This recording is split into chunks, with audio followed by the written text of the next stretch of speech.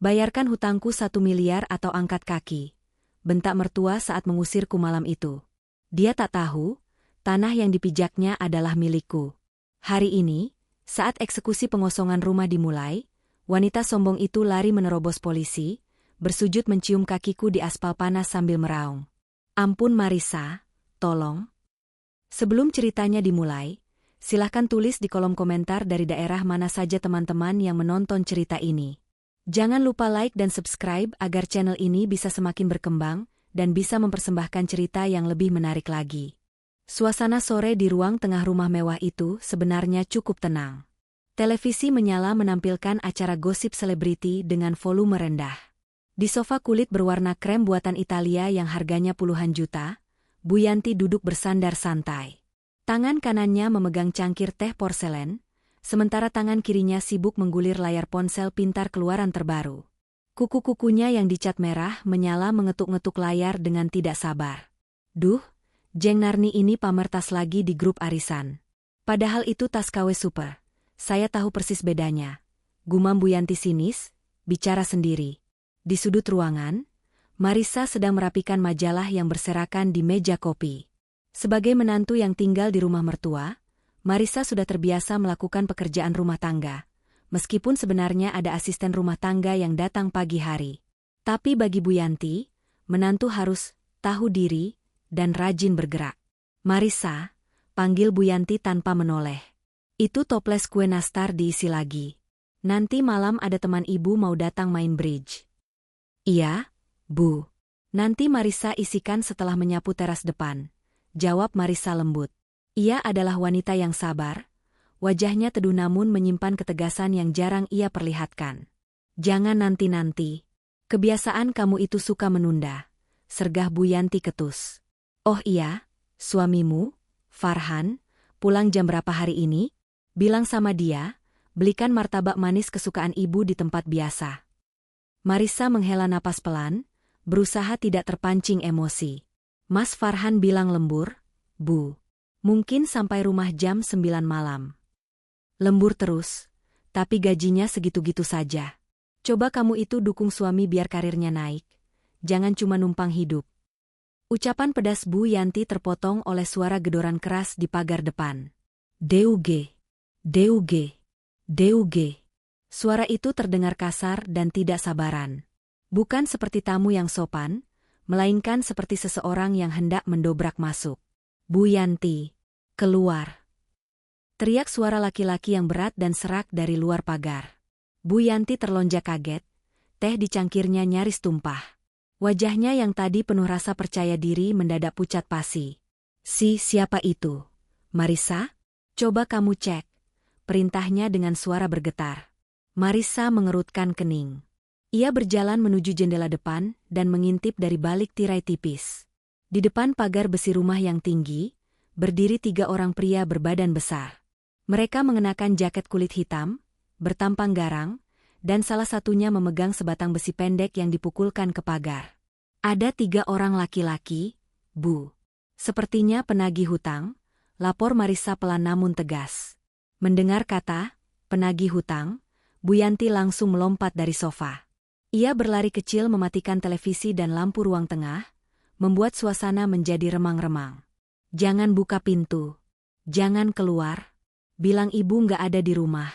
Bilang ibu lagi keluar kota. Bu Yanti berbisik histeris sambil menarik tangan Marissa menjauh dari jendela. Tapi Bu, mereka tahu ada orang di dalam. Mobil ibu kan ada di carport, kata Marissa logis. Ah, kamu ini bodoh banget sih. Bilang aja mobilnya rusak. Pokoknya usir mereka. Bu Yanti mendorong Marissa ke arah pintu depan, sementara dirinya sendiri berlari bersembunyi di balik tembok penyekat ruang makan. Marissa menggelengkan kepala. Ini bukan pertama kalinya orang menagih hutang ke rumah ini, tapi biasanya hanya pedagang kredit panci atau baju. Kali ini, penampilannya seperti preman sewaan. Dengan memberanikan diri, Marissa membuka pintu utama sedikit saja, membiarkan rantai pengaman tetap terpasang. Maaf, cari siapa ya Pak? Tanya Marissa sopan namun waspada. Salah satu pria yang paling besar mendekat ke pintu pagar, matanya merah menyala. Mana Yanti? Suruh dia keluar. Jangan jadi pengecut ngumpet di dalam ketek menantu. Ibu sedang tidak bisa diganggu. Kalau ada urusan, silakan hubungi lewat telepon nanti, jawab Marissa berusaha tenang, meski jantungnya berdegup kencang. Heh, Mbak, bilang sama mertua lu, jatuh temponya hari ini. Kalau sampai jam 8 malam ini duit 1 miliar itu nggak masuk rekening bos gue, rumah ini bakal gue sita isinya. Paham lu? Angka itu membuat lutut Marissa lemas. 1 miliar? 1 miliar? Ulang Marissa tanpa sadar. Iya. Hutang pokok plus bunga investasi bodong yang dia ikutin. Gue tunggu di sini sampai malam. Kalau nggak bayar, abis kalian semua. Pria itu menendang pagar sekali lagi dengan keras, menimbulkan bunyi klang yang memekakan telinga, lalu mereka duduk merokok di pos ronda kosong di depan rumah, seolah menjaga agar mangsanya tidak kabur. Marissa menutup pintu dengan gemetar. Ia mengunci semua grendel. Saat ia berbalik, Bu Yanti sudah berdiri di belakangnya dengan wajah campuran antara ketakutan dan rasa malu yang ditutup-tutupi dengan amarah. 1 miliar, Bu? Ibu hutang apa sampai sebanyak itu? Tanya Marissa tajam. Bu Yanti tidak menjawab. Ia justru menatap Marissa dengan tatapan aneh. Tatapan seorang predator yang baru saja menemukan jalan keluar darurat. Keheningan yang mencekam menyelimuti ruang tengah. Suara jarum jam dinding terdengar begitu keras, seiring dengan napas Bu Yanti yang memburu. Di luar sana, ancaman 3 pria berbadan besar masih menghantui. Itu investasi emas. Marissa, jawab Bu Yanti akhirnya, suaranya serak. Ia berjalan mondar-mandir sambil menggigit ujung kukunya. Teman arisan ibu bilang bunganya 20% per bulan. Ibu pinjam uang ke Lintah Darat buat modal, rencananya begitu untung cair, ibu langsung lunasin. Ternyata orangnya kabur. Marissa memijat pelipisnya yang mendadak pening. Investasi bodong lagi? Kan Marissa sudah sering ingatkan ibu. Jangan mudah tergiur untung besar. Sekarang bagaimana? Mereka tidak akan pergi sampai dibayar. Tiba-tiba, Bu Yanti berhenti mondar-mandir. Ia menatap Marissa lekat-lekat. Senyum manis yang dipaksakan mulai terbit di bibirnya yang bergincu tebal. Ia mendekati Marissa, lalu memegang kedua bahu menantunya itu dengan lembut. Sesuatu yang hampir tidak pernah ia lakukan selama 3 tahun pernikahan Marissa dan Farhan. Marissa, sayang. Anak ibu yang paling cantik, ucap Bu Yanti dengan nada merayu yang membuat bulu kuduk Marissa meremang. Kamu kan baru dari bank tadi pagi, kan? Marissa mundur selangkah, melepaskan tangan mertuanya. Iya, kenapa Bu? Ibu tahu kok. Kemarin ada surat dari notaris datang, amplop coklat tebal itu. Itu soal warisan bapak kamu yang baru cair, kan? Deposito yang selama ini dibekukan itu, mata Bu Yanti berbinar tamak. Farhan pernah cerita, bapak kamu itu juragan tanah di kampung. Pasti nilainya besar, kan? Miliaran? Marissa terdiam. Ia memang baru saja mencairkan deposito peninggalan ayahnya. Jumlahnya tidak sampai miliaran seperti bayangan liar Bu Yanti, tapi cukup besar. Uang itu adalah amanah dari almarhum ayahnya untuk modal Marissa membangun kembali bisnis properti keluarga yang sempat vakum, juga sebagai pegangan hidup Marissa jika terjadi sesuatu yang buruk. Ayahnya, yang bijak, seolah sudah memprediksi nasib putrinya. Itu uang amanah bapak, Bu, jawab Marissa datar. Nah, pas sekali, seru Bu Yanti. Wajahnya cerah seolah masalah sudah selesai. Begini saja, Marissa. Kamu bayarkan dulu hutang ibu ke orang-orang seram di depan itu. 1 miliar saja. Nanti kalau ibu ada rezeki, ibu ganti. Kita kan keluarga. Masa kamu tega lihat ibu mertua kamu dipermalukan, diseret-seret preman, atau bahkan dibunuh?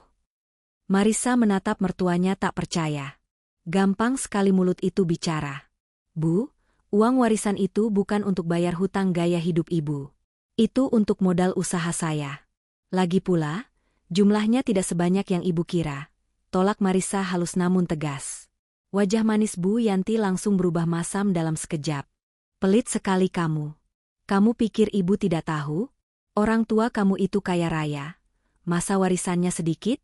Jangan bohong sama ibu. Saya tidak bohong. Dan kalaupun ada, saya tidak bisa memberikannya begitu saja. Marissa mencoba berjalan menuju kamarnya, tapi Bu Yanti menghalangi jalannya. "Heh, dengar ya." Nada suara Bu Yanti naik 1 oktav.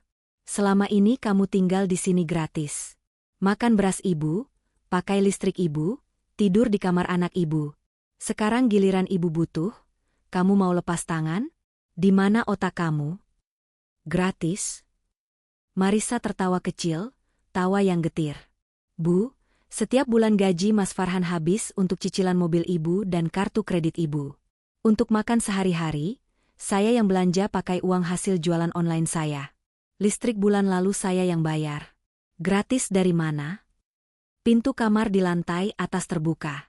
Dita, adik Farhan yang berusia 22 tahun dan masih kuliah, namun lebih sering nongkrong di kafe, turun tangga sambil memegang masker wajah. "Ada apa sih, Ma? Berisik banget. Ganggu orang lagi maskeran aja," gerutu Dita. "Ini loh, Dita, kakak ipar kamu yang pelit ini. Ibu mau dibunuh preman di depan, dia punya uang warisan sebukit tapi nggak mau bantu. Padahal cuma minta 1 miliar. Aduh." Bu Yanti memutarbalikkan fakta agar terlihat sebagai korban. Mata Dita melotot. Ia menatap Marissa dengan pandangan meremehkan. "Mbak Marissa punya 1 miliar? Serius? Ya ampun, Mbak. Duit segitu buat Mbak juga nggak bakal habis 7 turunan. Bantuin mama kenapa sih? Durhaka banget jadi menantu." "Ini bukan soal durhaka, Dita.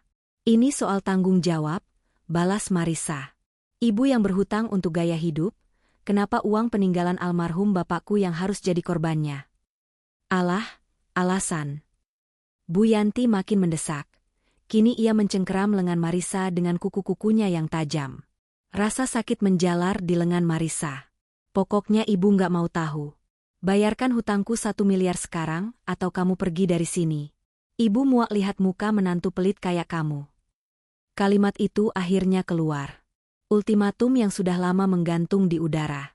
Suara Bu Yanti menggema di seluruh ruangan, memantul di dinding-dinding rumah yang penuh dengan lukisan palsu dan perabotan berukir. "Bayarkan hutangku atau pergi dari sini," ulang Bu Yanti, kali ini dengan penekanan di setiap kata, matanya melotot tajam seolah ingin menelan Marissa bulat-bulat. Marissa melepaskan cengkeraman tangan mertuanya dengan sentakan kasar. Ia mundur 2 langkah, menjaga jarak. Napasnya teratur, tapi dadanya bergemuruh. Selama 3 tahun ia menahan diri. Menahan sindiran soal belum punya anak, menahan hinaan soal asal-usulnya yang dikira orang kampung biasa, menahan perlakuan Dita yang tidak punya sopan santun. Hari ini, batas kesabarannya sudah habis. "Ibu mengusir saya?" tanya Marissa pelan. "Iya. Kalau kamu tidak berguna buat keluarga ini, buat apa kamu di sini? Cuma jadi benalu?" Bu Yanti berkacak pinggang. Dita di belakangnya tersenyum sinis, menikmati pertunjukan itu sambil merekam diam-diam dengan ponselnya untuk dikirim ke grup chat teman-temannya dengan caption drama menantu pelit. Marissa menegakkan punggungnya. Ia menatap mata Bu Yanti lurus-lurus, tatapan yang membuat Bu Yanti sedikit gentar karena belum pernah melihat sorot mata itu sebelumnya. "Baik," kata Marissa. Suaranya tidak meledak-ledak, tapi dingin menusuk tulang. "Asal ibu tahu, saya tidak akan membayar 1 rupiah pun untuk kesalahan ibu. Uang bapak saya terlalu suci untuk menutup lubang dosa riba dan gengsi ibu. Kurang ajar kamu bawa-bawa dosa." Bu Yanti hendak menampar Marissa, tapi tangannya tertahan di udara.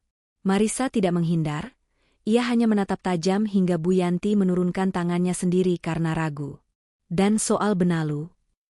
lanjut Marissa, ia menoleh ke sekeliling ruangan mewah itu. "Ibu yakin saya yang benalu?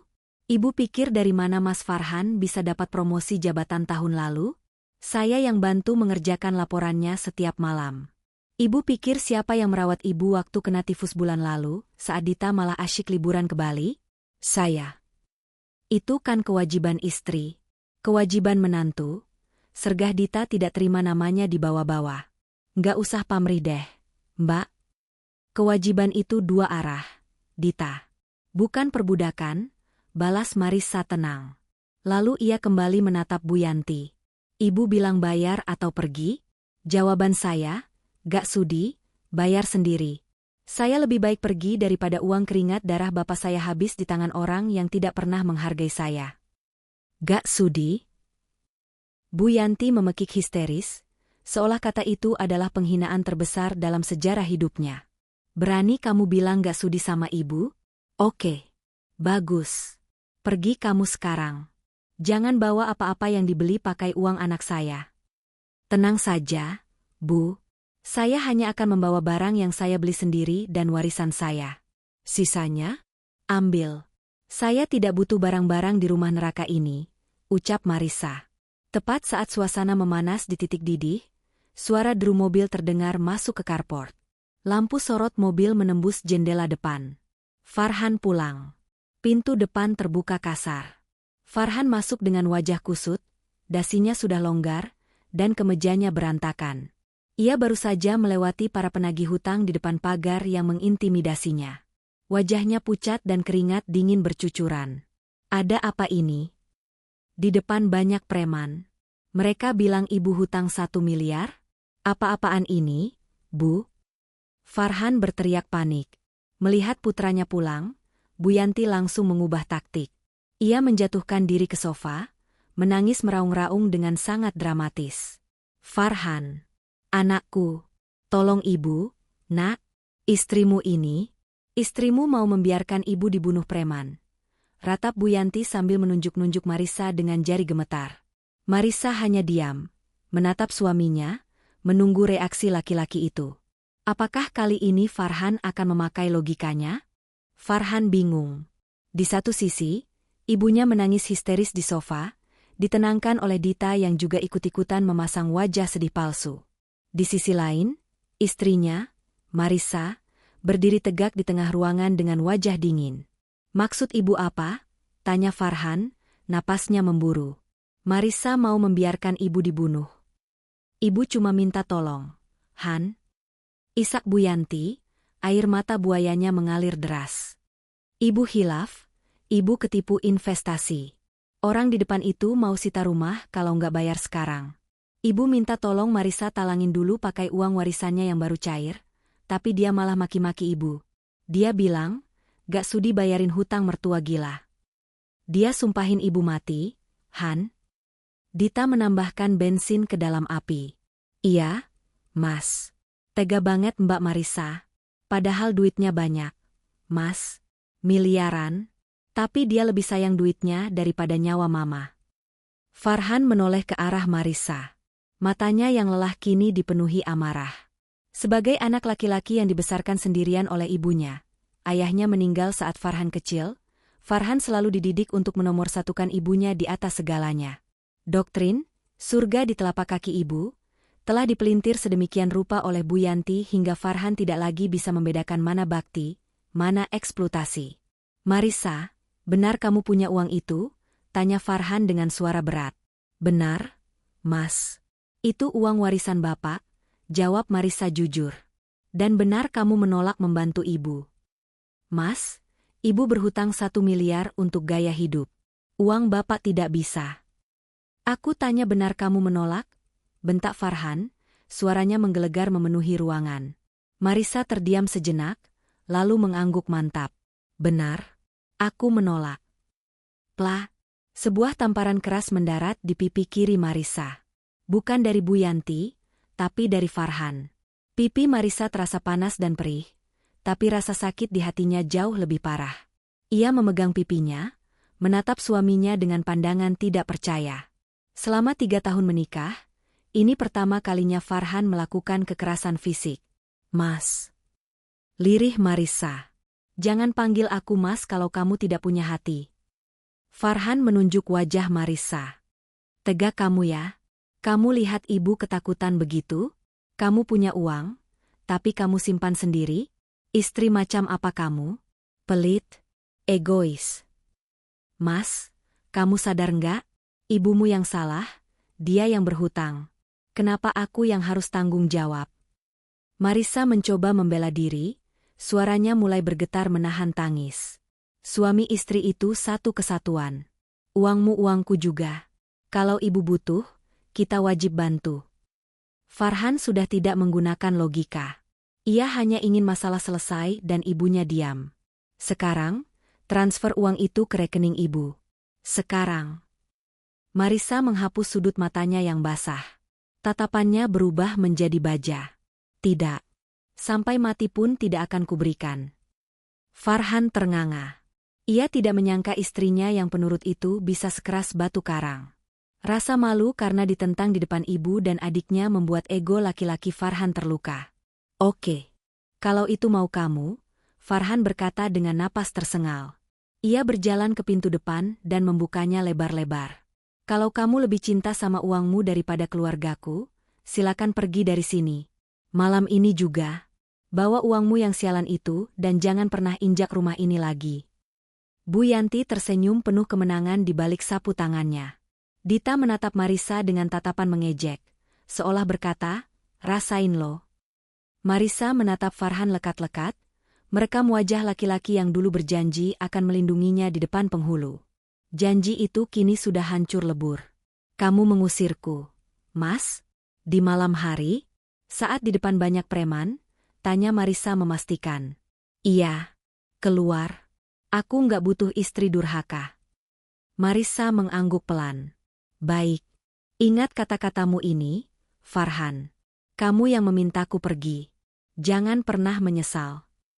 Tanpa bicara lagi, Marissa berbalik dan menaiki tangga menuju kamar tidur utama. Ia tidak menangis. Air matanya sudah kering. Yang tersisa hanya rasa dingin yang membekukan hatinya. Di dalam kamar, Marissa membuka lemari. Ia tidak mengambil banyak baju. Ia hanya mengambil satu koper kecil ukuran kabin. Ia memasukkan beberapa set pakaian kerja, pakaian dalam, dan perlengkapan mandi seadanya. Ia meninggalkan semua baju pesta, tas branded KW pemberian mertuanya, dan perhiasan imitasi yang pernah dibelikan Farhan. Lalu, ia berlutut di bawah tempat tidur. Ia menarik sebuah kotak brankas kecil portabel yang kuncinya hanya ia yang tahu. Dari dalamnya, ia mengeluarkan sebuah tas dokumen kulit hitam. Tas ini terlihat biasa saja dari luar, tapi isinya adalah bom waktu yang belum diketahui siapapun di rumah ini. Di dalamnya terdapat sertifikat deposito, buku tabungan, dan yang paling penting, sertifikat hak milik, SHM, tanah asli tempat rumah mewah Bu Yanti berdiri. Ya, rumah ini memang dibangun oleh suami Bu Yanti, tapi tanahnya adalah milik ayah Marissa. Dulu, ayah Marissa meminjamkannya karena suami Bu Yanti adalah sahabatnya yang sedang bangkrut.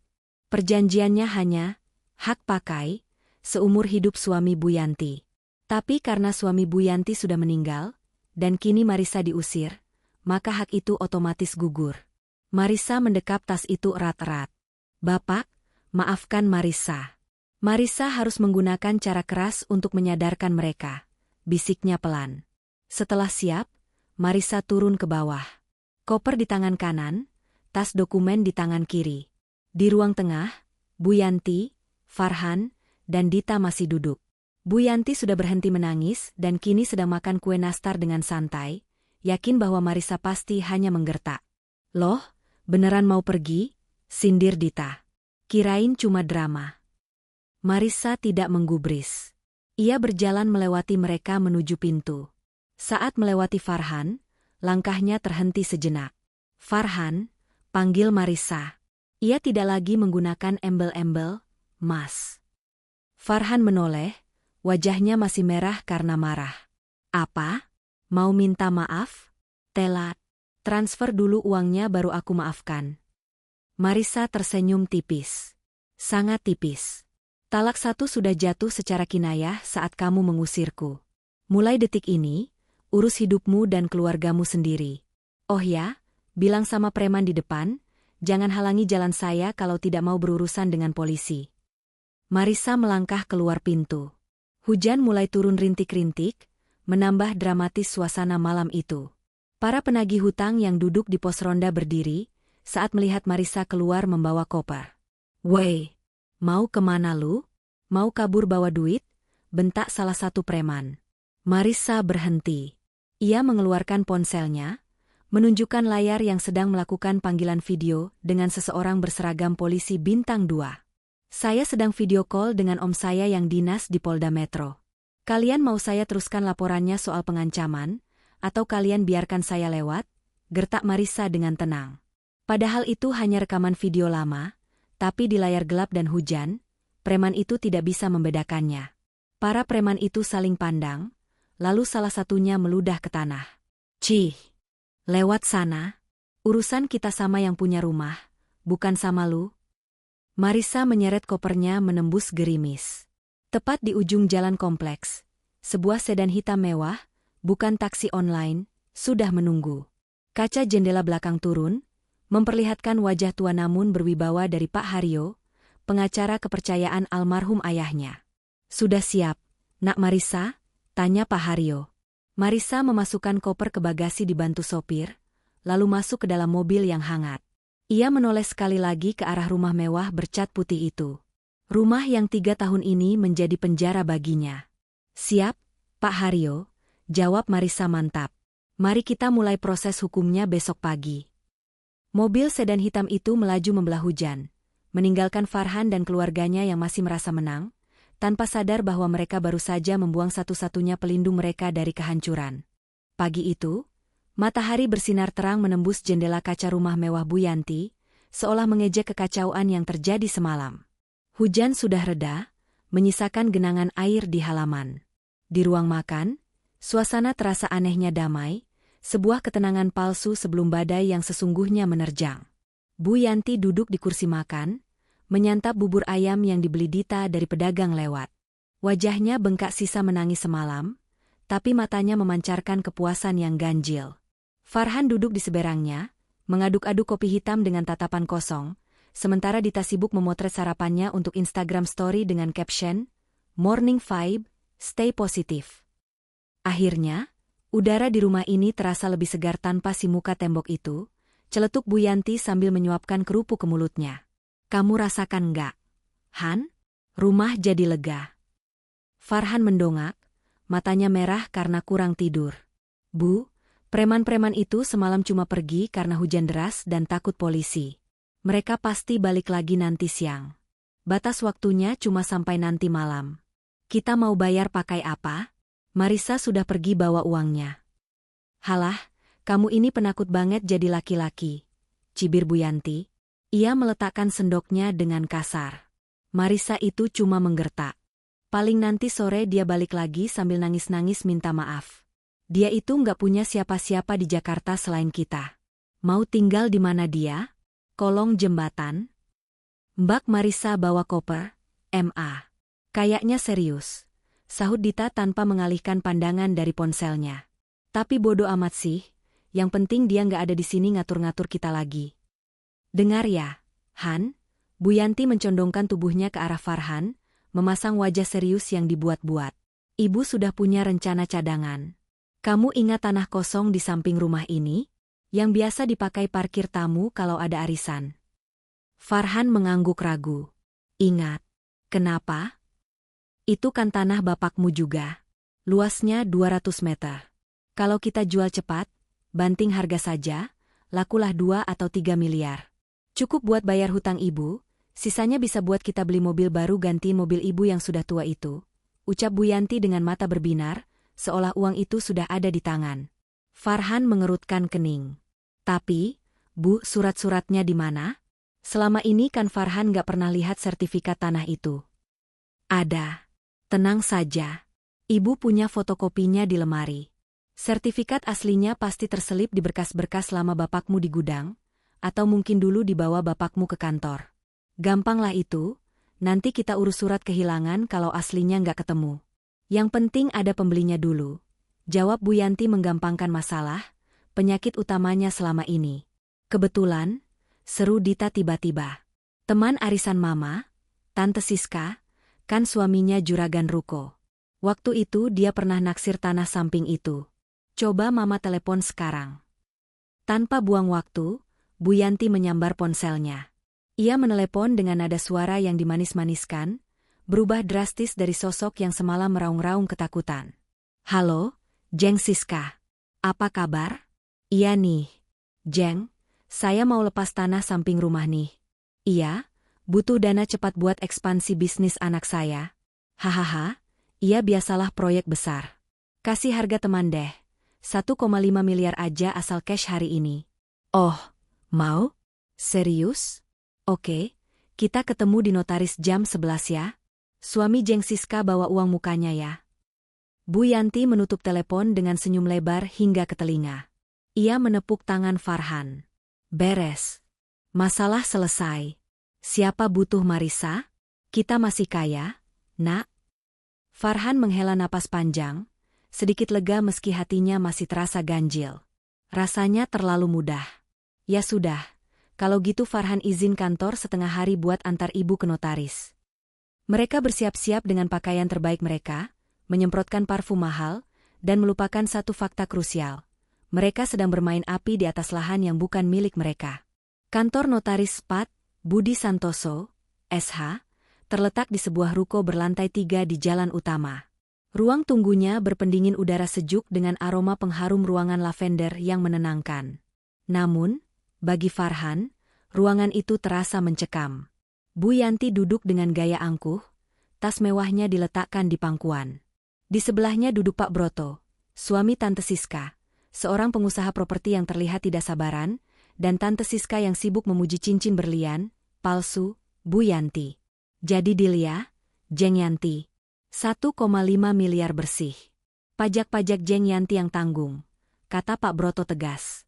Saya sudah bawa cek tunai 500 juta buat DP. Sisanya besok setelah tanda tangan AJB, akta jual beli.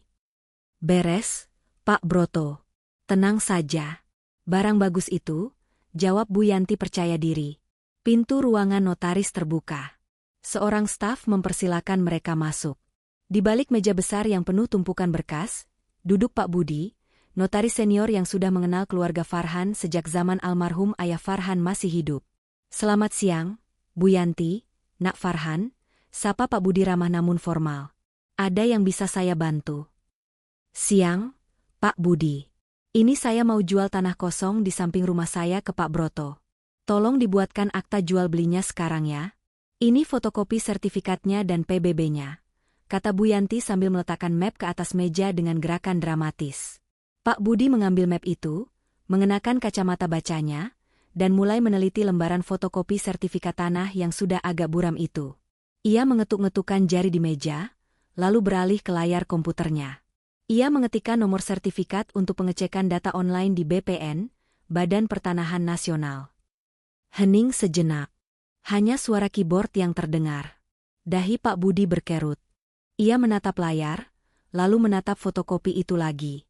Ia menggelengkan kepala pelan. Maaf, Bu Yanti, suara Pak Budi terdengar berat. Transaksi ini tidak bisa dilakukan. Senyum di wajah Bu Yanti memudar. Maksudnya? Kenapa nggak bisa? Pajaknya belum bayar? Nanti saya bayar potong dari uang Pak Broto. Bukan masalah pajak, Bu. Pak Budi melepas kacamatanya, menatap Bu Yanti dengan pandangan prihatin bercampur bingung. Ibu tidak bisa menjual tanah ini karena tanah ini bukan milik ibu, dan juga bukan milik almarhum suami ibu. Hah? Bapak jangan ngawur. Bu Yanti berdiri, wajahnya memerah. Suami saya yang bangun pagar tanah itu. Itu tanah warisan suami saya. Pak Broto mulai gelisah di kursinya. Ini gimana sih, Jeng? Katanya clear. Sebentar, Pak Budi mengangkat tangan menenangkan. Ia memutar layar monitornya agar bisa dilihat oleh semua orang. Di data BPN yang paling update, dan juga sesuai arsip yang pernah diurus di kantor ini 10 tahun lalu. Tanah seluas 200 meter di samping rumah, dan tanah seluas 500 meter yang di atasnya berdiri bangunan rumah ibu, semuanya terdaftar atas nama Bapak Wijaya. Jantung Farhan seakan berhenti berdetak. Wijaya. Itu nama ayah Marisa. Bapak Wijaya? Gumam Farhan pelan. Betul. Almarhum Bapak Wijaya, lanjut Pak Budi. Dan minggu lalu, proses balik nama waris sudah selesai. Sertifikat hak milik, SHM, tanah tersebut kini sudah resmi tercatat atas nama putri tunggalnya, Ibu Marisa. Keheningan di ruangan itu begitu peka, hingga suara jatuhnya peniti pun akan terdengar. Wajah Bu Yanti berubah dari merah pada menjadi putih pucat seperti mayat. Nggak mungkin. Desis Bu Yanti. Suami saya bilang itu tanahnya. Wijaya itu cuma teman bisnisnya. Ibu Yanti, nada Pak Budi menajam. Dulu suami ibu memang bersahabat dengan Pak Wijaya. Pak Wijaya membeli tanah itu dan mengizinkan suami ibu membangun rumah di atasnya dengan status hak pakai, bukan hak milik. Dokumen perjanjiannya ada di arsip saya. Jadi, secara hukum, ibu hanya pemilik bangunan batanya saja, tapi tanahnya milik Marissa. Ibu tidak punya hak menjual tanah orang lain. Itu tindak pidana penipuan. Pak Broto langsung berdiri, wajahnya merah pada menahan marah. Ia menyambar cek tunai yang ada di meja. Gila ya? Kalian mau nipu saya? Jual tanah orang? Untung saya nggak langsung transfer. Ayo MA, kita pulang. Buang-buang waktu. Tunggu, Pak Broto. Ini salah paham. Saya nggak tahu. Teriak Bu Yanti panik mencoba menahan lengan Pak Broto, tapi ditepis kasar. Nggak tahu apa? Penipu, bentak Pak Broto sebelum membanting pintu keluar. Tinggallah Bu Yanti dan Farhan yang terpaku di depan meja notaris. Farhan merasa kakinya lemas, seolah tulang-tulangnya dicabut paksa. Marissa, istri yang semalam ia usir, istri yang ia tampar, ternyata adalah pemilik tanah tempat ia tidur setiap malam. Jadi, sertifikat yang asli? Suara Farhan bergetar. Sudah diambil oleh pengacara Ibu Marissa kemarin lusa, jawab Pak Budi menutup percakapan. Saran saya, Nak Farhan, segera hubungi istrimu. Karena kalau dia mau, dia bisa mengosongkan lahan itu kapan saja. Sementara kekacauan melanda keluarga Farhan, di sebuah gedung perkantoran mewah di kawasan Sudirman, suasana sangat kontras. Di lantai 25, di sebuah ruangan berdinding kaca dengan pemandangan hiruk-pikuk Jakarta dari ketinggian, Marissa duduk dengan tenang. Ia tidak lagi mengenakan daster rumahan atau pakaian sederhana yang biasa ia pakai saat melayani mertuanya. Marissa mengenakan blazer putih gading dengan potongan tegas, rambutnya yang panjang digelung rapi, memancarkan aura seorang wanita karir yang kompeten. Di hadapannya duduk Pak Haryo, pengacara senior berambut perak yang menjemputnya semalam. Semua aset sudah saya amankan, Nak Marissa, kata Pak Haryo sambil menyodorkan map tebal. Sertifikat tanah di Cilandak, rumah Bu Yanti, ruko di Tebet, dan deposito utama Bapak, semua sudah atas namamu. Saya juga sudah memblokir akses pihak luar untuk mencoba menggadaikan atau menjual aset tersebut, termasuk membatalkan upaya transaksi yang mungkin dilakukan Bu Yanti. Marissa menerima map itu, menyentuh permukaannya dengan lembut. Terima kasih, Pak Haryo. Bapak sudah menjaga amanah ayah dengan sangat baik. Bapakmu orang hebat, Marissa. Dia tahu suatu hari ini akan terjadi. Dia pernah bilang, biarkan Marissa belajar sabar dulu, biar dia tahu siapa yang tulus dan siapa yang musang berbulu ayam. Dan ternyata, ketakutan bapakmu terbukti, ucap Pak Haryo sambil menyesap kopinya. Marissa tersenyum getir. Saya bodoh ya, Pak? Bertahan 3 tahun di sana? Bukan bodoh, tapi terlalu baik. Dan kebaikan yang disia-siakan akan berubah menjadi kekuatan yang menakutkan. Koreksi Pak Haryo. Sekarang, apa langkah selanjutnya? Debt collector itu pasti akan kembali meneror rumah itu hari ini. Marissa memutar kursinya menghadap jendela, menatap gedung-gedung pencakar langit. Saya sudah kirim kurir untuk mengantar somasi pertama. Isinya permintaan pengosongan rumah dalam waktu 7x24 jam, karena izin pakai dicabut. Itu prosedur standarnya, kan? Betul. Tapi soal hutang mertuamu? Saya tidak akan bayar. Suara Marissa datar namun tajam. Biarkan mereka merasakan konsekuensi pilihan mereka.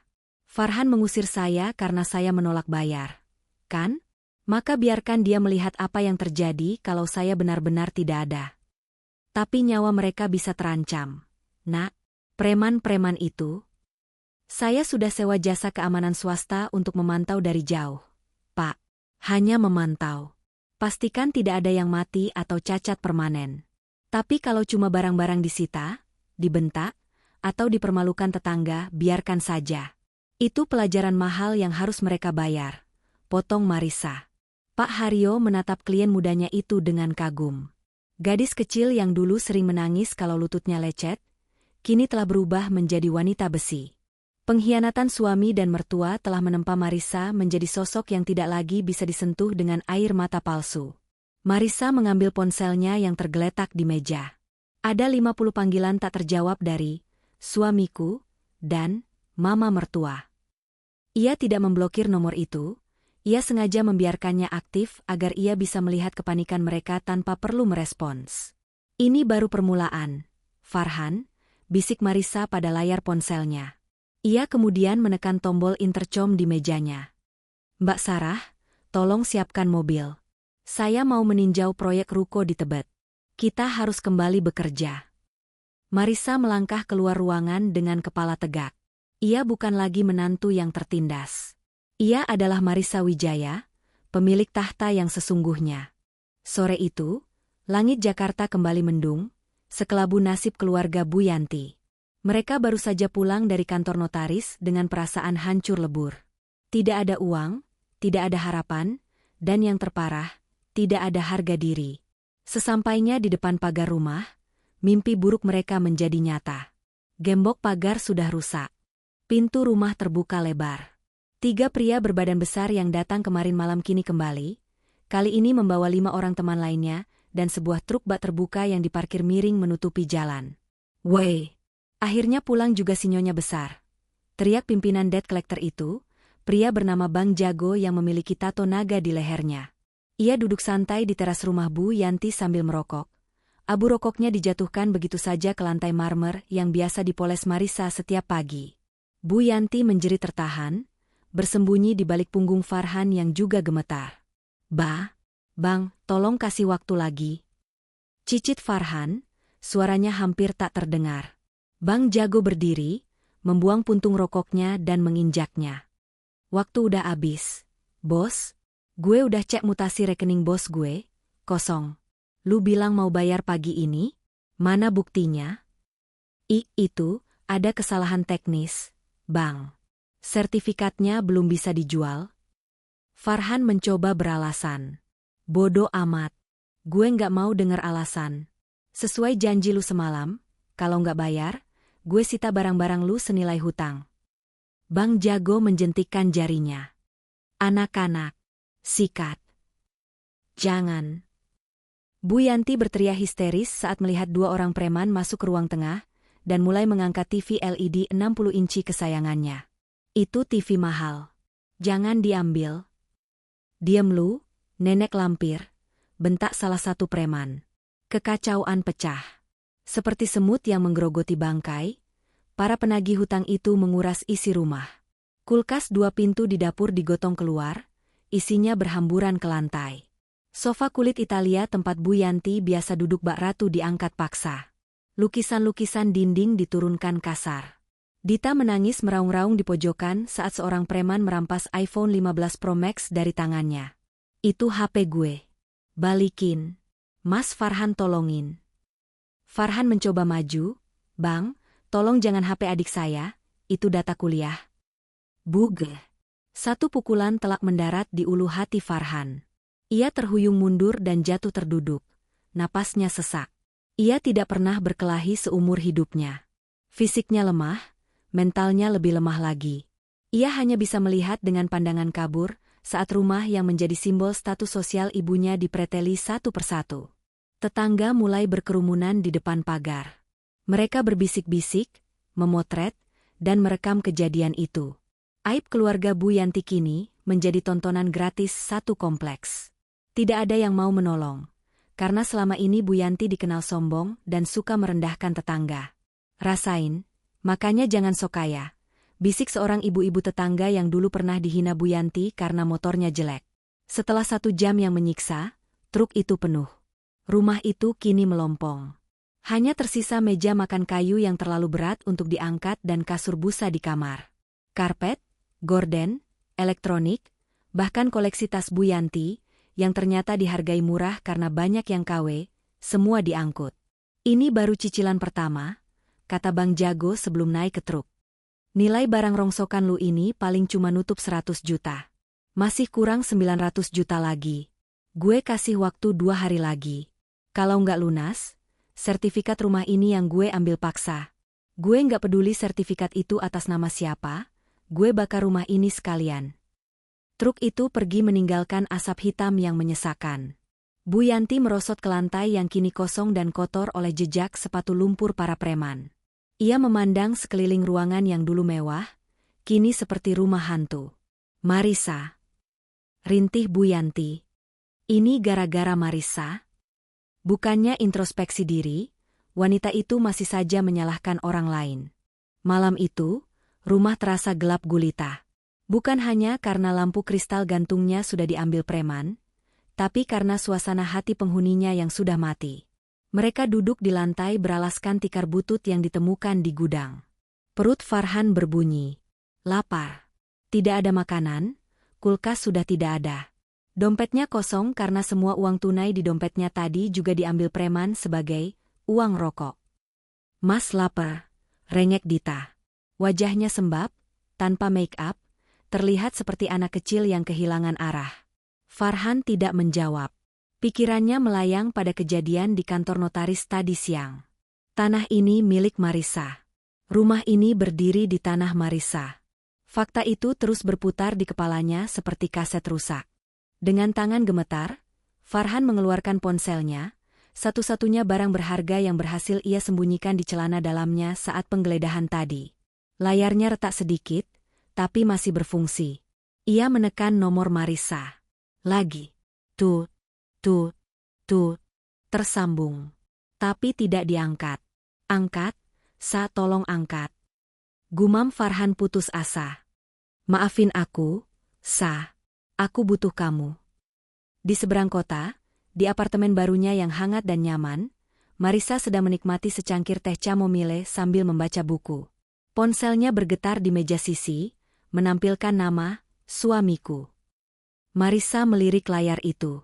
Ada dorongan kecil di hatinya untuk mengangkat, sisa-sisa rasa sayang yang mungkin masih tertinggal. Tapi kemudian ia teringat tamparan di pipinya. Ia teringat kata-kata Farhan, kalau kamu lebih cinta sama uangmu, silakan pergi. Marissa membalikkan ponselnya menghadap ke bawah. Silent mode. Ia memilih ketenangan jiwanya daripada drama suaminya. Di rumah Bu Yanti, Farhan membanting ponselnya ke tikar. Nggak diangkat. Sialan. Dasar istri durhaka. Dia pasti lagi ketawa-ketawa sekarang lihat kita menderita. Maki Bu Yanti. Awas saja kalau ketemu, ibu jambak rambutnya. Sudah, Bu, diam, bentak Farhan tiba-tiba. Bu Yanti ternganga. Seumur hidup, Farhan tidak pernah membentaknya. Kamu berani bentak ibu. Ibu sadar nggak sih? Kita ini gembel sekarang. Kita numpang di tanah Marissa. Kalau Marissa mau, detik ini juga kita bisa ditendang keluar ke jalanan. Teriak Farhan frustrasi, air mata frustrasi mengalir di pipinya. Berhenti menyalahkan Marissa. Ini salah ibu yang hutang. Ini salah ibu yang maksa aku usir dia. Belum sempat Bu Yanti membalas, terdengar suara motor berhenti di depan pagar. Paket, seru suara kurir. Farhan bangkit dengan lunglai. Siapa yang kirim paket di saat seperti ini? Ia berjalan ke depan. Seorang kurir ekspedisi menyerahkan amplop coklat besar dengan kop surat resmi, Kantor Hukum Harioth Rekan. Jantung Farhan berdegup kencang. Ia menandatangani resi dengan tangan gemetar, lalu membuka amplop itu di bawah sorot lampu jalan yang remang-remang. Isinya selembar surat dengan judul besar dan tebal. Somasi pertama dan pemberitahuan pengosongan lahan. Kepada YTH. Penghuni liar di Jalan Cempaka nomor 5. Mata Farhan membelalak membaca baris demi baris. Bahwa klien kami, Ibu Marissa Wijaya, selaku pemilik sah tanah berdasarkan SHM nomor 1024, dengan ini mencabut izin pakai yang pernah diberikan. Memerintahkan penghuni untuk mengosongkan seluruh bangunan dan lahan dalam waktu 7x24 jam, sejak surat ini diterima.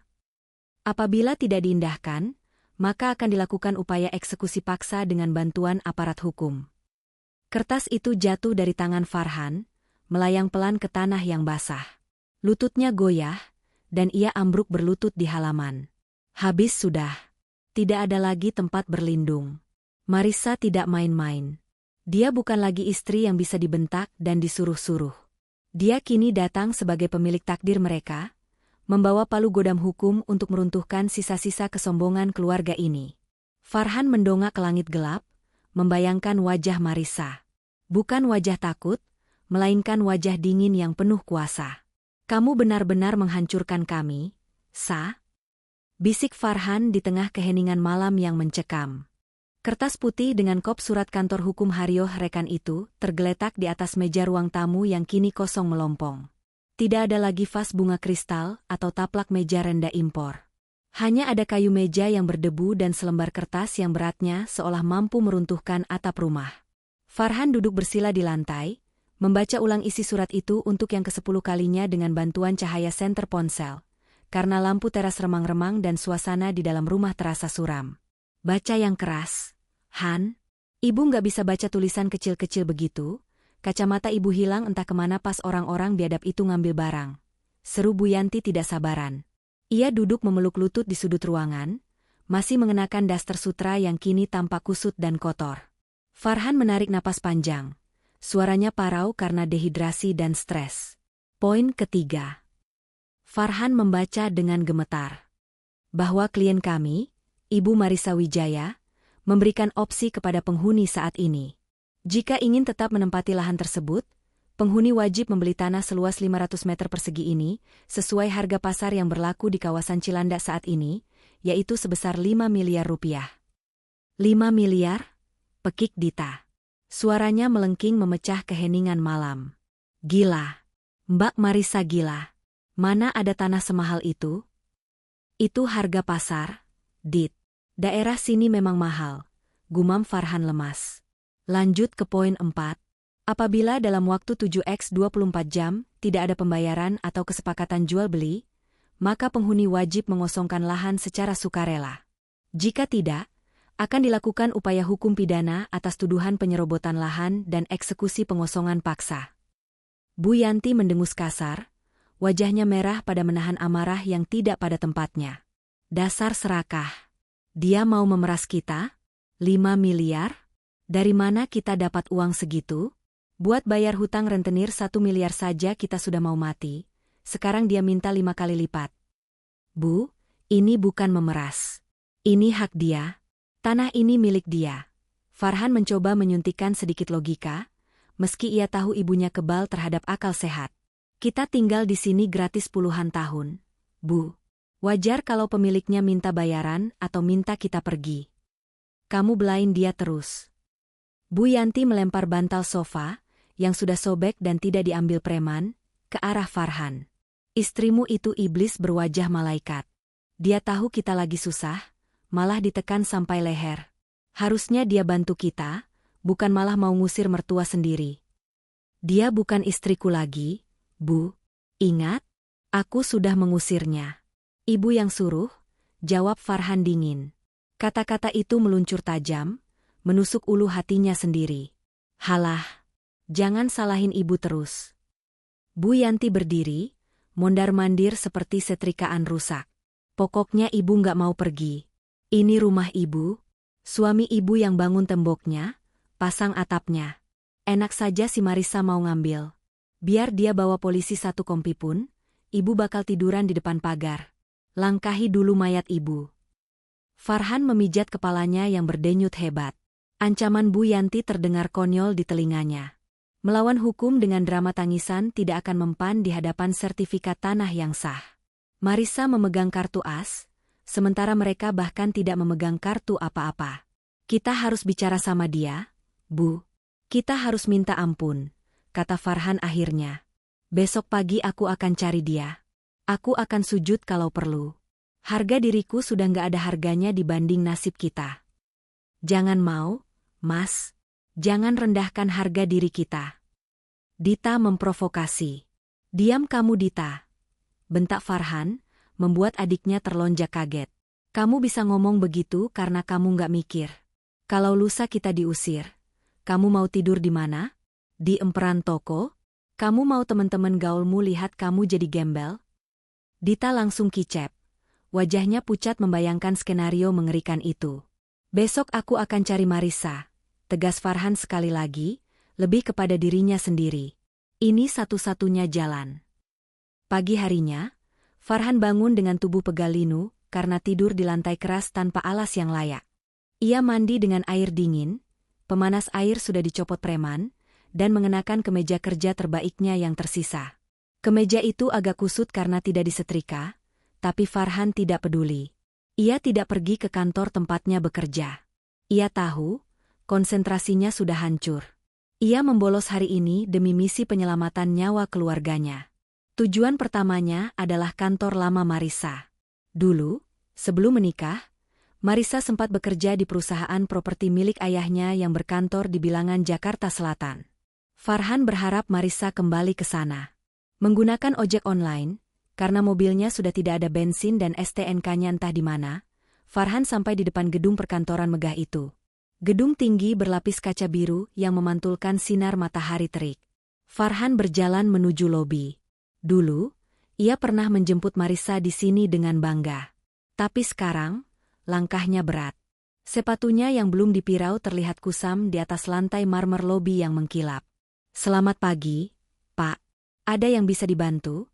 Sapa resepsionis cantik dengan ramah, namun matanya menelisik penampilan Farhan yang sedikit berantakan. "Saya mau bertemu Ibu Marissa Wijaya." "Saya suaminya," kata Farhan, mencoba terdengar berwibawa. Resepsionis itu mengetik sesuatu di komputernya, lalu menatap Farhan dengan pandangan sopan yang dibuat-buat. "Maaf, Pak. Ibu Marissa memang berkantor di sini, di lantai direksi. Tapi beliau sedang ada rapat penting dengan investor asing. Apakah Bapak sudah buat janji?" "Saya suaminya, Mbak." "Masa suami mau ketemu istri harus buat janji?"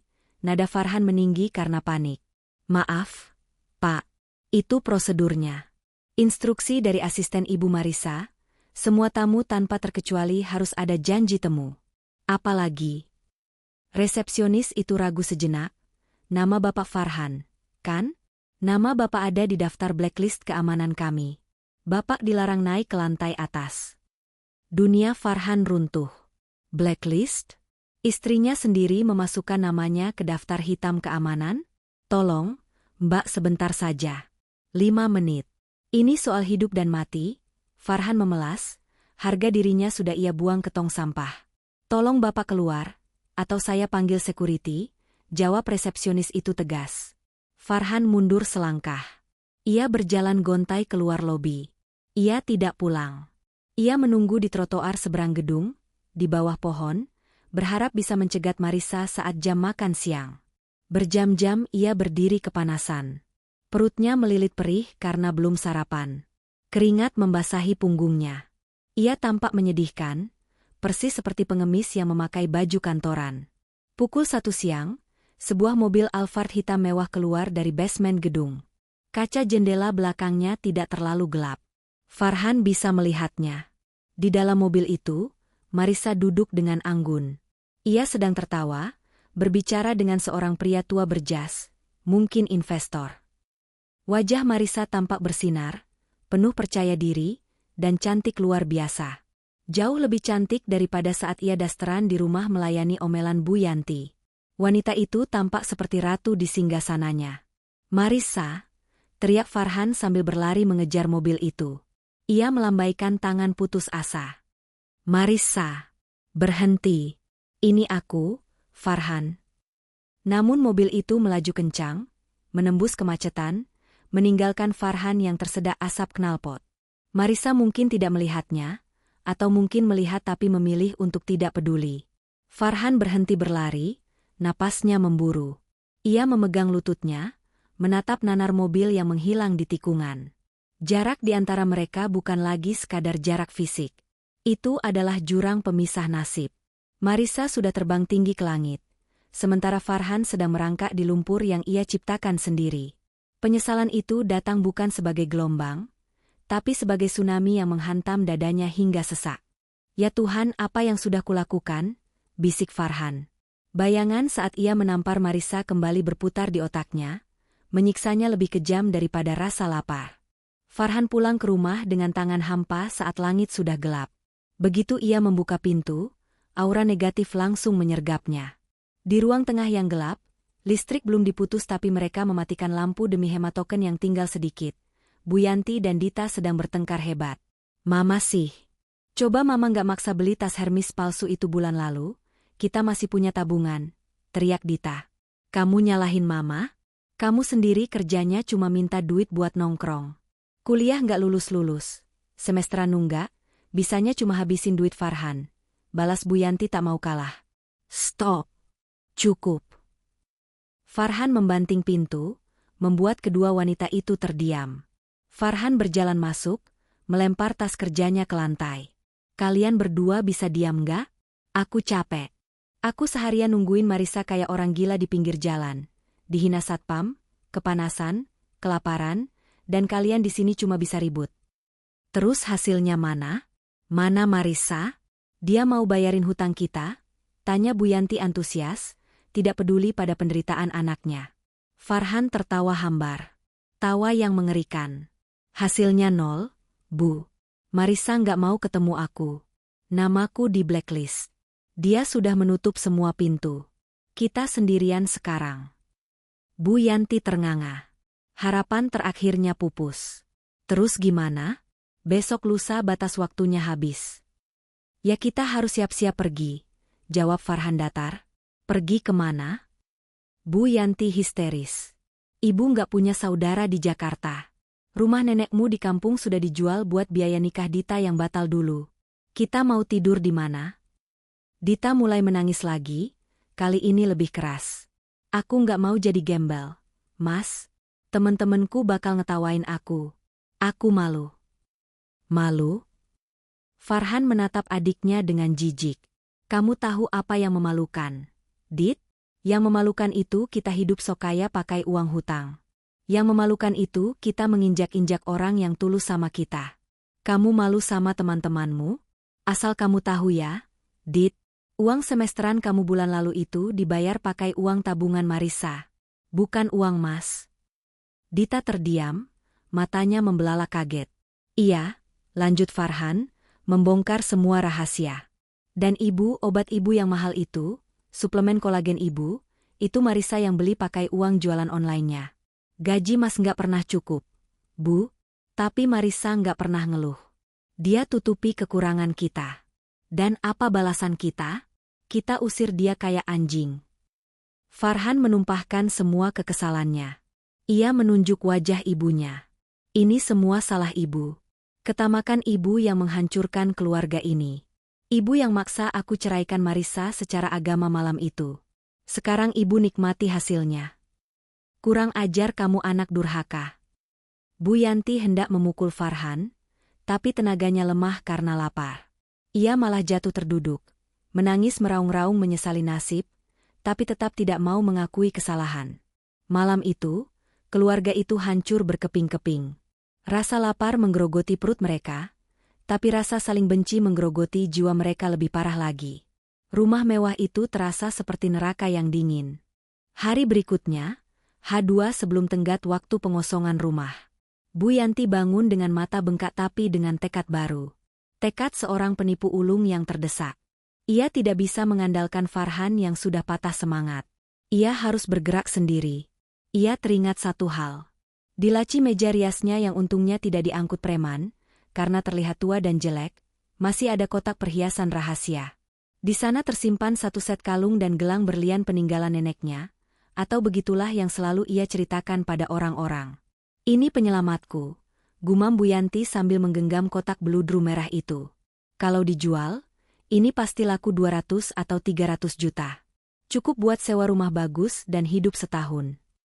Tanpa memberitahu Farhan atau Dita, Bu Yanti menyelinap keluar rumah.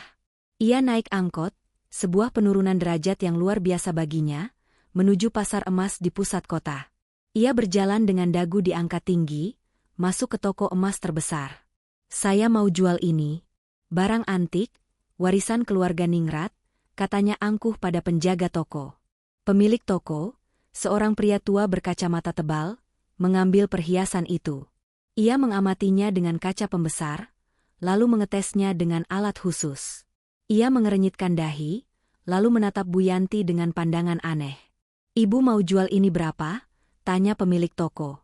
Yah, karena saya lagi butuh cepat, saya lepas 150 juta saja. Murah kan? Tawar Bu Yanti. Pemilik toko itu tertawa terbahak-bahak, membuat pengunjung lain menoleh. Ibu ini pelawak ya? 150 juta? Bu, ini mainan. Ini kaca biasa, bukan berlian. Emasnya juga cuma sepuhan, dalamnya tembaga. Kalau saya beli, paling saya hargai Rp50.000 buat rongsokan. Wajah Bu Yanti merah padam. Jangan sembarangan ya. Ini warisan nenek saya. Berarti nenek ibu ditipu, atau ibu yang mau nipu saya? Nada pemilik toko meninggi. Pergi sana. Jangan bikin keributan di toko saya. Bu Yanti diusir keluar layaknya pengemis. Ia berdiri di trotoar pasar yang becek, memegang kalung palsu itu dengan tangan gemetar. Baru saat itulah memori masa lalu menghantamnya. Dulu, ia memang membeli perhiasan ini di pasar loak demi pamer ke tetangga. Lalu ia berbohong pada dirinya sendiri begitu lama sampai ia percaya kebohongannya sendiri. Palsu. Desisnya. Semua hidupku palsu. Belum selesai penderitaannya, ponselnya berdering. Nomor tak dikenal. Halo? Selamat siang, Bu Yanti. Saya dari pihak leasing mobil. Suara di seberang sana tegas dan tanpa basa-basi. Kami mendapat laporan bahwa Ibu berusaha menggadaikan BPKB mobil Honda Jazz yang ada di garasi Ibu lewat calo kemarin sore. Bu Yanti terkejut. Memang kemarin ia sempat menghubungi calo gadai gelap lewat telepon, mencoba menggadaikan mobil Dita, yang untungnya sedang dibawa Dita keluar saat preman datang, jadi selamat dari penyitaan. Iya. Kenapa? Itu mobil anak saya. Mobil itu atas nama Ibu Marissa, Bu. Dan cicilannya sudah menunggak 3 bulan yang biasanya dibayar oleh Ibu Marissa. Karena Ibu Marissa sudah melapor pemblokiran aset, maka kami akan menarik unit mobil tersebut hari ini juga. Tim kami sedang menuju lokasi di mana unit terdeteksi GPS-nya. Jangan, teriak Bu Yanti. Itu kendaraan terakhir mereka. Sudah terlambat, Bu.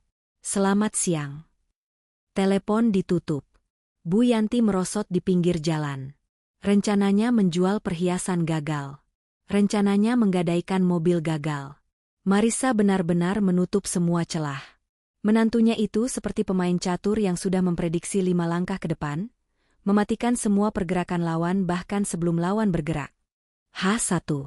Hari terakhir sebelum kiamat kecil itu terjadi.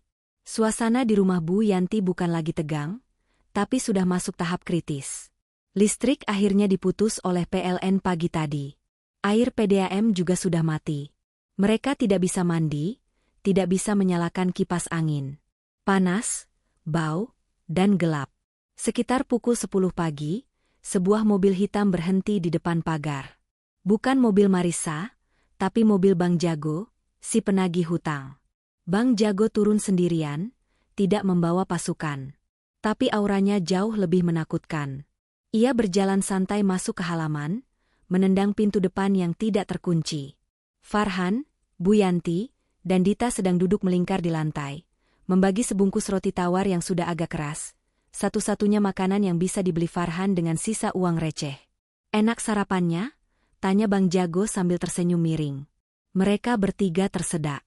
Farhan langsung berdiri, melindungi ibu dan adiknya. Bang, ampun bang. Kami belum ada uang. Suara Farhan bergetar hebat. Bang Jago mendekat, ia tidak memukul. Ia hanya menepuk-nepuk pipi Farhan pelan, tapi tepukan itu terasa seperti ancaman pembunuhan. Gue dengar dari tetangga, besok kalian bakal diusir dari sini ya sama yang punya tanah, tanya Bang Jago. Farhan mengangguk kaku. Nah, berarti besok kalian jadi gembel. Kalau jadi gembel, makin susah dong gue nagihnya. Bang Jago tertawa kecil. Jadi gini aja, gue kasih penawaran terakhir. Besok pas kalian diusir, gue bakal datang bawa truk lagi. Gue bakal ambil sisa apa aja yang nempel di badan kalian. Jam tangan, cincin kawin lu, sepatu, baju yang layak jual, semuanya. Setelah itu, sisa hutangnya gue anggap lunas. Tapi, Bang Jago mendekatkan wajahnya ke telinga Farhan. Tapi sebagai gantinya, gue bakal potong 1 jari kelingking lu buat kenang-kenangan. Biar lu inget seumur hidup jangan pernah main-main sama duit bos gue. Mata Farhan terbelalak. Keringat dingin mengucur deras. Dita menahan jeritan. Gue serius. Besok jam 8 pagi gue di sini. Siapin mental lu, atau siapin duit 900 juta. Pilih sendiri. Bang Jago berbalik dan pergi, meninggalkan teror yang melumpuhkan syaraf. Baru 5 menit Bang Jago pergi, datang lagi tamu tak diundang. Kali ini Pak Haryo, pengacara Marissa, didampingi 2 orang polisi berseragam. "Selamat siang," sapa Pak Haryo sopan namun tegas. Farhan merasa lututnya tidak bertulang lagi. Ia menyandar ke tembok agar tidak jatuh. "Saya mewakili Ibu Marissa, menyampaikan peringatan terakhir." Pak Haryo menyerahkan surat lagi. "Besok, tepat pukul 9 pagi, tim eksekusi akan datang. Kami harap rumah sudah kosong. Jika masih ada orang atau barang, kami akan keluarkan paksa. Polisi akan mengawal proses ini untuk memastikan tidak ada keributan." "Pak Haryo." Bu Yanti merangkak mendekat, memegang kaki celana pengacara itu. "Tolong sampaikan ke Marissa, Ibu minta ampun. Ibu salah. Jangan usir kami. Di luar sana ada preman mau potong jari anak saya." Pak Haryo menatap Bu Yanti dengan pandangan datar. Tidak ada rasa iba di matanya, hanya profesionalitas. "Bu Yanti, semua ini adalah konsekuensi dari perbuatan Ibu sendiri." Ibu Marissa berpesan, hutang adalah tanggung jawab pembuat hutang. Keselamatan adalah tanggung jawab masing-masing. Beliau tidak akan ikut campur urusan Ibu dengan rentenir. Pak Haryo melepaskan pegangan tangan Bu Yanti pelan-pelan. "Siapkan diri kalian. Besok adalah hari penghakiman." Setelah rombongan pengacara pergi, rumah itu hening. Hening yang mematikan. Mereka terjepit di antara 2 tembok kematian. Di satu sisi, preman yang akan memotong jari Farhan jam 8 pagi. Di sisi lain, polisi yang akan menyeret mereka keluar jam 9 pagi. Dan di tengah-tengahnya, ada hutang 900 juta dan ketiadaan tempat berteduh. "Kita tamat," bisik Farhan. Ia merosot ke lantai, menatap langit-langit yang kotor. Di saat itulah, ego Bu Yanti, Dita, dan Farhan benar-benar hancur menjadi debu. Tidak ada lagi kesombongan. Tidak ada lagi gengsi. Yang ada hanya ketakutan murni dan penyesalan yang terlambat datangnya. Mereka sadar, satu-satunya orang yang bisa menyelamatkan mereka dari neraka ini hanyalah Marissa. Wanita yang mereka buang. Dan besok, mereka harus melakukan hal yang paling memalukan dalam hidup mereka. Memohon belas kasihan di depan umum kepada wanita yang pernah mereka hina. Matahari pagi itu bersinar terik.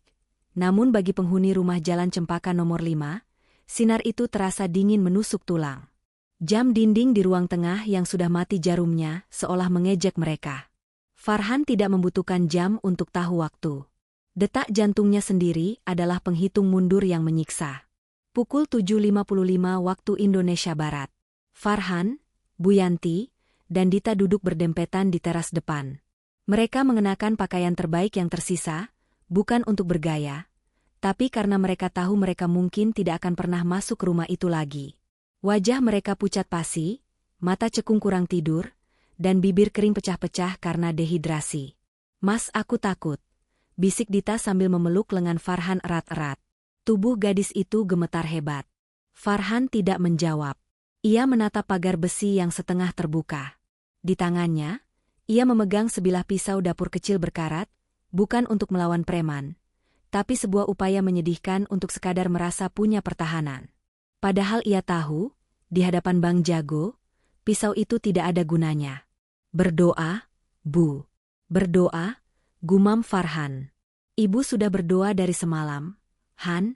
Tapi Tuhan kayaknya sudah tutup kuping." Isak Bu Yanti putus asa. Tepat pukul 8 WIB, suara deru motor knalpot bising memecah keheningan pagi. 1 motor. 2 motor. 3 motor. Dan sebuah mobil jeep tua berwarna hitam. Rombongan Bang Jago datang tepat waktu seperti malaikat pencabut nyawa. Mereka turun dengan santai, seolah sedang piknik. Bang Jago mengenakan kaos kutang hitam yang memperlihatkan otot-otot lengannya yang penuh tato, sambil membawa sebuah tongkat baseball besi.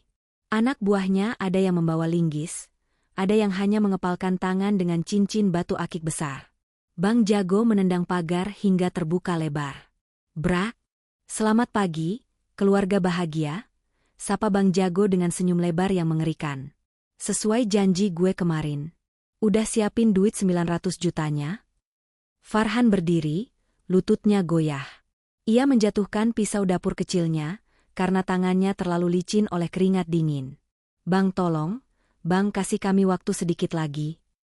Bang Jago menggelengkan kepala, pura-pura kecewa. "Yah, jawaban klasik. Gue udah bosen denger itu. Berarti opsi kedua ya? Potong jari atau kita ambil semua yang nempel di badan." Tanpa aba-aba, dua anak buah Bang Jago maju. Mereka menyergap Farhan. Dita menjerit histeris saat melihat kakaknya diseret kasar ke tengah halaman rumput yang mulai kering. Bu Yanti mencoba memukul preman itu, tapi ia didorong hingga jatuh terjerembab ke tanah. "Pegang tangannya," perintah Bang Jago. Dua preman menahan tubuh Farhan di tanah, satu lagi memaksa telapak tangan kiri Farhan terbuka di atas paving block. Bang Jago mengeluarkan sebuah pisau lipat taktis yang berkilau tajam di bawah sinar matahari. "Jangan, tolong. Ambil apa aja, jangan jari anak saya." Bu Yanti merangkak, memeluk kaki Bang Jago. "Ambil ginjal saya. Jangan anak saya. Ginjal lu udah tua, nggak laku, Nek." Bang Jago menendang bahu Bu Yanti pelan untuk menyingkirkannya. Ia berjongkok di depan Farhan yang sudah menangis seperti anak kecil. "Sorry ya, Han. Business is business. Ini buat pelajaran biar lu inget bayar hutang." Bang Jago menempelkan mata pisau dingin itu ke kulit jari kelingking Farhan. Farhan memejamkan mata, menjerit tertahan, menanti rasa sakit yang akan mengubah hidupnya menjadi cacat selamanya. Di saat ujung pisau mulai menekan kulit, wiu, wiu, wiu. Suara sirine polisi meraung-raung dari ujung jalan. Bang Jago berhenti. Ia menoleh kaget. "Siapa tuh yang panggil polisi?" bentaknya pada anak buahnya. "Bukan kita, bos." 3 mobil patroli polisi masuk ke jalan kompleks, diikuti oleh 2 truk besar bertuliskan jasa pindahan, dan di belakangnya, sebuah sedan mewah berwarna hitam mengkilap. Rombongan eksekusi pengosongan lahan telah tiba. Tepat pukul 9 kurang sedikit. Bang Jago langsung berdiri, menyembunyikan pisaunya. "Cih, sialan. Kenapa ada polisi?" Polisi turun dari mobil dengan senjata lengkap. Diikuti oleh Pak Haryo dan tim jurusita pengadilan. Suasana berubah tegang. Kriminal jalanan berhadapan dengan aparat hukum resmi. Namun, bukan polisi yang membuat semua orang terpaku, melainkan sosok yang turun dari pintu belakang sedan mewah itu. Seorang wanita dengan kacamata hitam besar, mengenakan dres batik modern yang elegan, dan sepatu hak tinggi yang mengetuk aspal dengan irama percaya diri. Marissa. Marissa berdiri di depan pagar rumah yang pernah ia tinggali. Ia membuka kacamata hitamnya, menatap kerumunan itu dengan tatapan datar. Ia melihat Farhan yang terkapar di tanah dengan baju kotor, Bu Yanti yang rambutnya acak-acakan penuh debu, dan Dita yang menangis memeluk tiang teras. Lalu ia melihat Bang Jago dan preman-premannya. "Selamat pagi, Pak Polisi," sapa Marissa tenang pada perwira polisi yang mendampinginya.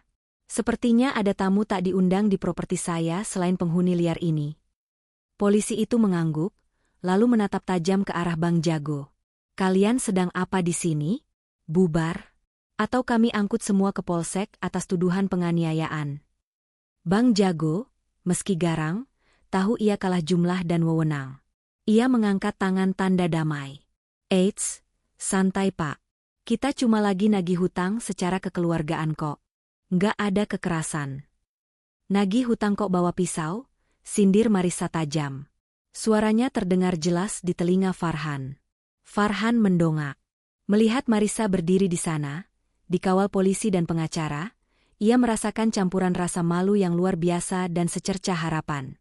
Istrinya, mantan istrinya, terlihat begitu bersinar, begitu jauh di atas mereka yang kini berkubang lumpur. Melihat Marissa, pertahanan Bu Yanti runtuh seketika. Ego, gengsi, kesombongan yang selama ini menjadi baju zirahnya, hancur lebur di hadapan ketakutan akan kematian dan kemiskinan. Bu Yanti melihat Marissa bukan lagi sebagai menantu yang ia benci, tapi sebagai satu-satunya dewi penyelamat yang bisa menghentikan preman itu memotong jari anaknya. Dengan sisa tenaganya, Bu Yanti bangkit dan berlari tertatih-tatih ke arah Marissa. "Marissa, Marissa anakku." Bu Yanti menerobos barisan polisi yang hendak menahannya, dan langsung menjatuhkan dirinya di depan kaki Marissa. Ia tidak hanya berlutut. Ia bersujud.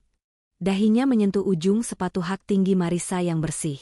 Ia mencium kaki menantunya itu sambil meraung histeris. Ampun, Marissa. Ampun. Ibu salah. Ibu dosa besar sama kamu.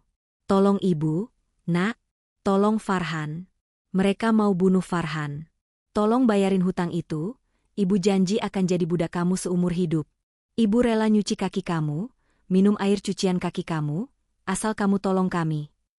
Pemandangan itu begitu menyedihkan sekaligus mengejutkan. Tetangga-tetangga yang menonton dari kejauhan menutup mulut mereka tak percaya.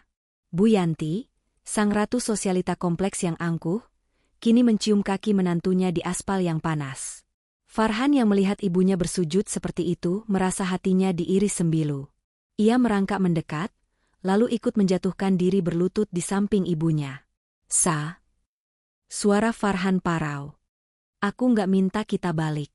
Aku tahu aku nggak pantas. Tapi tolong nyawa ibu dan Dita. Hutang itu, preman itu nggak akan lepasin kami kalau nggak dibayar hari ini. Dita pun ikut lari dan memeluk kaki Marissa yang sebelah lagi. Mbak Marissa, maafin Dita, Mbak. Dita janji nggak bakal kurang ajar lagi. Tolongin kami. 3 manusia itu bersimpuh, menangis, memohon belas kasihan di bawah kaki wanita yang dulu mereka usir. Marissa tidak mundur, tapi juga tidak menyentuh mereka. Ia berdiri tegak, memandang ke bawah dengan ekspresi yang sulit diartikan. Ada rasa iba, tapi lebih besar rasa lelah melihat drama ini. Bangun, kata Marissa pelan. Kalian mempermalukan diri sendiri. Nggak mau? Ibu nggak mau bangun kalau kamu nggak janji tolongin. Bu Yanti makin histeris, air mata dan ingusnya membasahi sepatu Marissa. Marissa menghela napas panjang. Ia menoleh ke arah Bang Jago yang masih berdiri menonton drama itu sambil merokok. Hei, kamu. Kepala preman, panggil Marissa. Bang Jago menunjuk dirinya sendiri. Gue? Kenapa? Bu Bos? Berapa total sisa hutang orang-orang ini? Tanya Marissa dingin. Pokok plus bunga, sisa 900 juta pas. Kalau dibayar sekarang, gue diskon jadi 850 juta deh. Biar cepet kelar, gue juga males urusan sama polisi, jawab Bang Jago. Bu Yanti mendongak, matanya berbinar penuh harap. Marissa, kamu mau bayarin? Ya Allah, mulia sekali hatimu, nak. Marissa menatap mertuanya tajam, membuat Bu Yanti terdiam. Jangan salah paham, Bu Yanti. Saya tidak akan membayarkan hutang ibu cuma-cuma. Saya bukan pahlawan kesiangan, dan saya bukan mesin ATM ibu, ucap Marissa tegas. Lalu, Marissa beralih menatap Pak Haryo. Pak Haryo, tolong siapkan dokumen akta jual beli bangunan. Hanya bangunannya saja. Tanahnya sudah milik saya. Marissa kembali menatap Farhan dan Bu Yanti. Dengar baik-baik. Saya akan membeli bangunan fisik rumah tua ini, tembok, atap, ubin, dan rongsokannya, seharga 850 juta rupiah. Uangnya tidak akan saya berikan ke tangan kalian, tapi langsung saya transfer ke rekening bos preman ini untuk melunasi hutang kalian. Dengan begitu, kalian bebas dari hutang, jari Farhan selamat, dan preman ini pergi. Tapi Farhan terbata-bata. Kalau rumah ini dibeli, kami tinggal di mana? Marissa tersenyum tipis, senyum yang dingin. Itu bukan urusan saya. Transaksi ini hanya untuk menyelamatkan nyawa kalian, bukan gaya hidup kalian. Setelah hutang lunas, kalian harus angkat kaki dari sini detik ini juga. Kalian keluar dari gerbang ini hanya dengan baju di badan. Karena bangunan ini sudah jadi milik saya, dan tanahnya juga milik saya. Kalian tidak punya hak setapak pun di sini lagi. Bu Yanti ternganga. Ia selamat dari hutang, tapi ia akan menjadi gelandangan. Marissa, tegak kamu biarkan ibu tidur di jalan, lirih Bu Yanti. Lebih baik tidur di jalan daripada tidur di kuburan karena dibunuh preman. Kan? Balas Marissa telak. Pilih mana?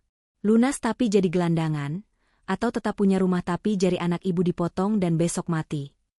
Bu Yanti menangis lagi, tapi kali ini tangisan kekalahan total. Ia tidak punya pilihan. Setuju, bisik Farhan akhirnya. Ia menunduk dalam-dalam. Lakukan, Sa. Lunasi hutangnya. Kami akan pergi. Proses itu berlangsung cepat dan kejam di mata mereka yang emosional, tapi sangat efisien secara hukum. Pak Haryo mengeluarkan dokumen yang sudah disiapkan di kap mobil sedan. Farhan dan Bu Yanti menandatangani surat penjualan bangunan rumah dengan tangan gemetar. Di atas materai, mereka menyerahkan satu-satunya tempat bernaung mereka demi kebebasan. Marissa mengeluarkan ponselnya, melakukan transfer mobile banking. Cek rekening bosmu, kata Marissa pada Bang Jago. Bang Jago menelepon bosnya sebentar, lalu mengangguk sambil tersenyum lebar. Mantap, duit udah masuk. Lunas? Oke, Beus, cabut.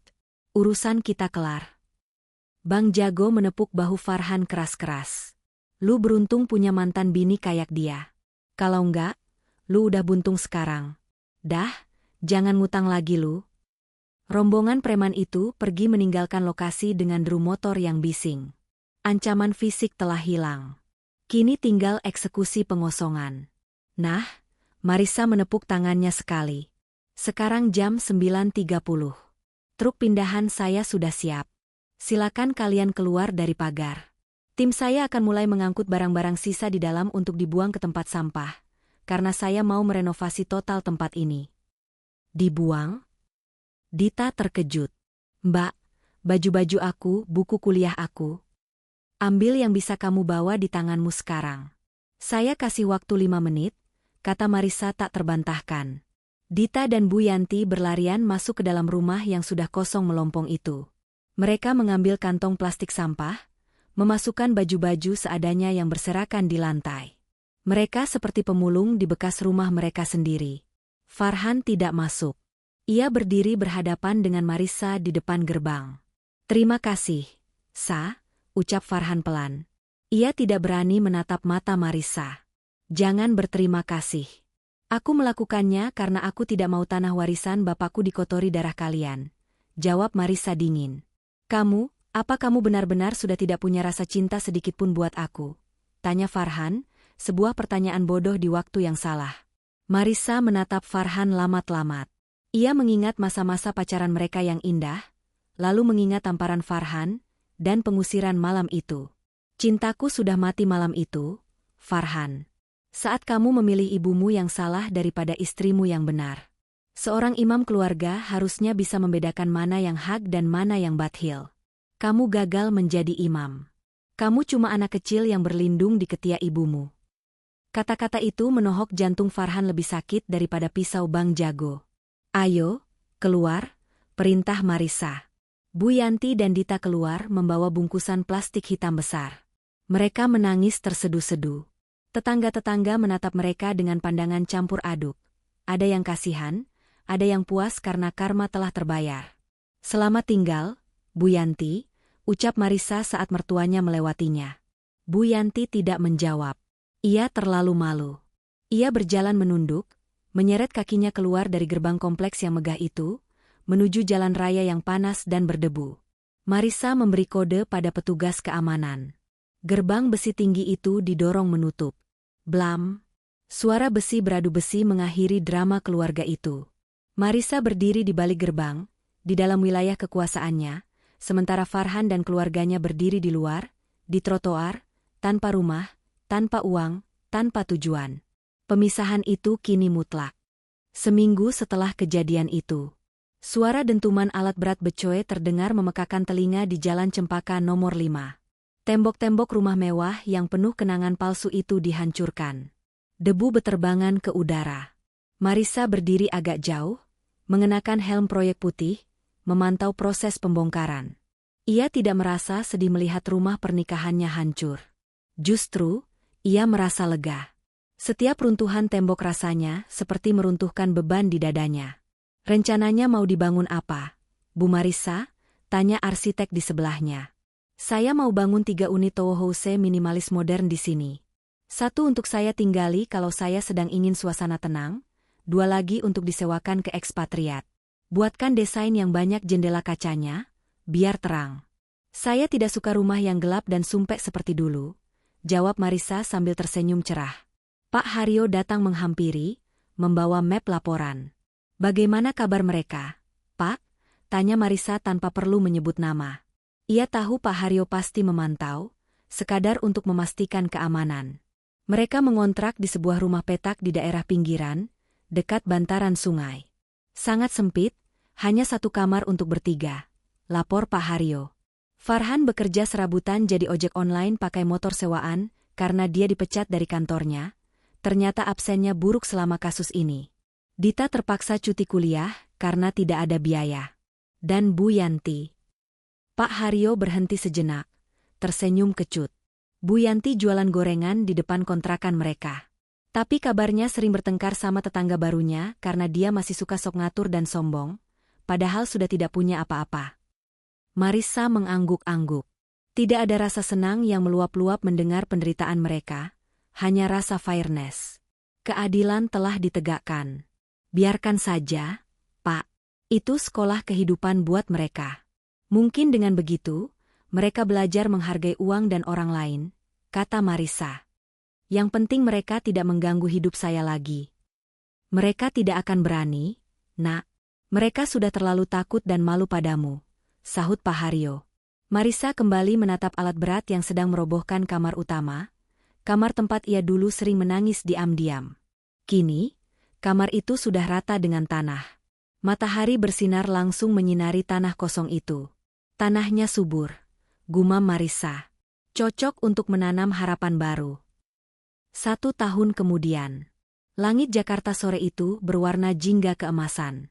Di balkon lantai 2 Tower House Cempaka Residence yang baru selesai dibangun, Marissa duduk menikmati teh melati.